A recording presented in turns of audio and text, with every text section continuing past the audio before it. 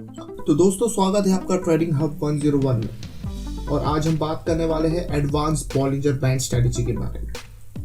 तो दोस्तों Bollinger band एक सिंपल टूल लगता है, लेकिन अगर आप इसे डीपली अंडरस्टैंडिंग के साथ यूज करें तो ये आपके ट्रेडिंग को नेक्स्ट लेवल तक ले जा सकता है।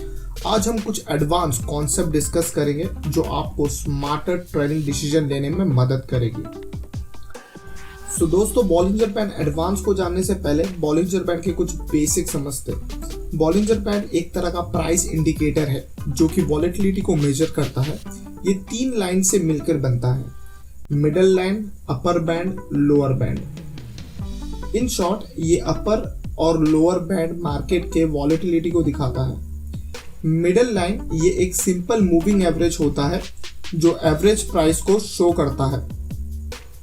अपर बैंड ये मूविंग एवरेज के अपर के स्टैंडर्ड डिवीजन से कैलकुलेट होता है।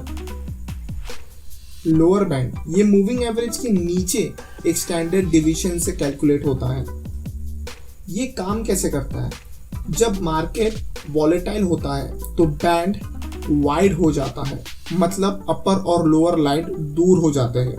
और जब मार्केट में कम वॉलेटिलिटी होता है तो ये बैंड नैरो हो जाता है, यानी क्लोज आ जाती है। सिंपल टर्म में समझाओ तो जब प्राइस अपर बैंड के पास आता है तो मार्केट ओवरबॉट हो सकता है, मतलब बायर ज्यादा हो सकते हैं, तो प्राइस नीचे आने की पॉसिबिलिटी है। और जब प्राइस लोअर बैंड के पास होता है तो ओवरसोल्ड सिचुएशन हो सकता है, जहां प्राइस ऊपर जाने के चांसेस होता है। इसे ट्रेडिंग में यूज कैसे करते हैं?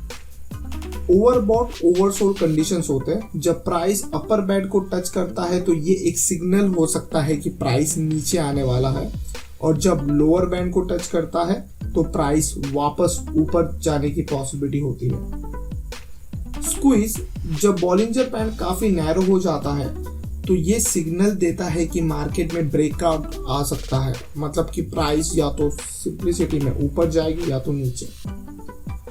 ट्रेंड फॉलोइंग अगर प्राइस कॉन्स्टेंटली मिडल लाइन के ऊपर चल रहा है तो ये एक बुलिश सिग्नल होता है, और अगर प्राइस मिडल लाइन के नीचे है तो बेरिश ट्रेंड के चांसेस ज्यादा होता है। दोस्तों बॉलिंजर बैंड एक पावरफुल टूल है, लेकिन इसे अकेले यूज नहीं करना चाहिए।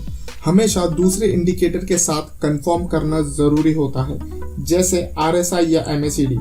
इसका बेस्ट यूज तब होता है जब आप इसे अपने ट्रेडिंग स्ट्रेटेजी के हिसाब से एडजस्ट करते हो।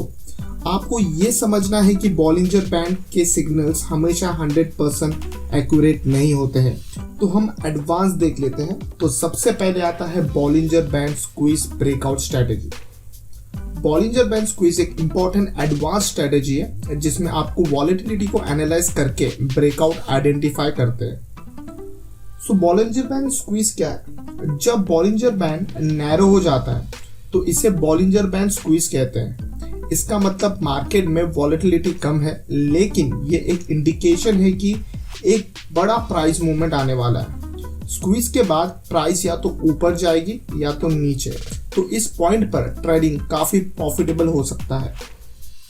जब बॉलिंजर बैंड काफी क्लोज हो जाता है आप वेट करते हैं ब्रेकआउट का। अगर प्राइस अपर बैंड को ब्रेक करता है तो आप बाइंग कर सकते हो, क्योंकि मार्केट एक स्ट्रॉन्ग अप ट्रेंड में है। वहीं अगर प्राइस लोअर बैंड के नीचे ब्रेक करता है तो आप सेल या शॉर्ट सेल कर सकते हो। एग्जाम्पल के तौर पे अगर आप देखते हो कि बॉलिंजर बैंड स्क्वीज कर रहा है और प्राइस अपर बैंड को ब्रेक करता है तो ये एक स्ट्रॉन्ग बाइंग सिग्नल है। वहीं अगर प्राइस लोअर बैंड को ब्रेक करता है तो ये एक सेल इंडिकेशन है। Double Bollinger band strategy. Double Bollinger band strategy एक एडवांस मेथड है जिसमें आप एक ही चार्ट पर 2 बॉलिंजर बैंड लगाते हो डिफरेंट स्टैंडर्ड डिवीजन के साथ। तो ये काम कैसे करता है? ये स्ट्रेटेजी ट्रेंड आइडेंटिफिकेशन और स्ट्रेंथ मेजर करने के लिए काफी यूजफुल होता है। आप 2 बॉलिंजर बैंड सेट कर सकते हो इस प्रकार से। First Bollinger band 20 moving average के साथ एक स्टैंडर्ड डिवीजन में होगा। Second Bollinger band 20 moving average के साथ 2 स्टैंडर्ड डिवीजन में होगा। इसे आपको एक टाइटर बैंड मिलता है जो ट्रेंड के अंदर के फ्लक्चुएशन को ट्रैक करता है, और एक वाइल्ड बैंड जो मार्केट के ओवरऑल वॉलेटिलिटी को दिखाता है। अगर आपको वीडियो पसंद आए तो लाइक करें, शेयर करें, सब्सक्राइब करें और कमेंट सिलेक्शन में अपना क्वेश्चन जरूर छोड़ें। मिलते हैं नेक्स्ट वीडियो में एक नए टॉपिक के साथ।